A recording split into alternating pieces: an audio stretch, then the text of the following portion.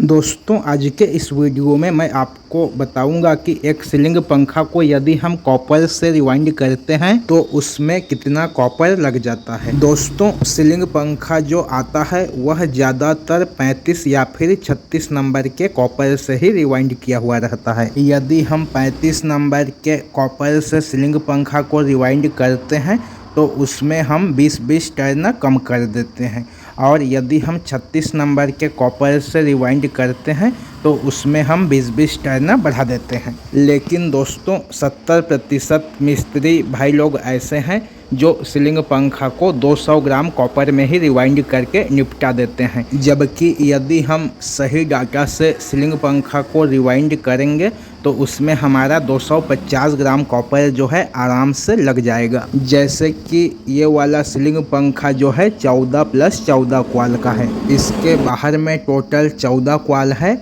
और इसके अंदर में भी टोटल 14 ही क्वाल है। यदि हम इस सीलिंग पंखा को सही डाटा से रिवाइंड करते हैं तो हम इसके बाहर के प्रत्येक क्वाल में 35 नंबर के कॉपर से 380 टर्न देंगे और इसके अंदर वाले क्वाल में जो है 360 टर्न देंगे 35 नंबर के ही कॉपर से। दोस्तों अगर आप इस डाटा से सीलिंग पंखा को रिवाइंड करेंगे तो आपके एक सीलिंग पंखा में जो है 250 ग्राम कॉपर लग जाएगा। लेकिन यदि आपको इस सीलिंग पंखा को 200 ग्राम कॉपर में ही निपटाना है तो आप इसके बाहर में 350 टर्न दे सकते हैं और इसके अंदर में जो है 330 टर्न दे सकते हैं 35 नंबर के कॉपर गेज से। लेकिन यदि आप इस डाटा से सीलिंग पंखा को रिवाइंड करते हैं तो आपका सीलिंग पंखा तो 220 वोल्ट में आराम से चल जाएगा, लेकिन जैसे ही 220 वोल्ट से ऊपर वोल्टेज होगा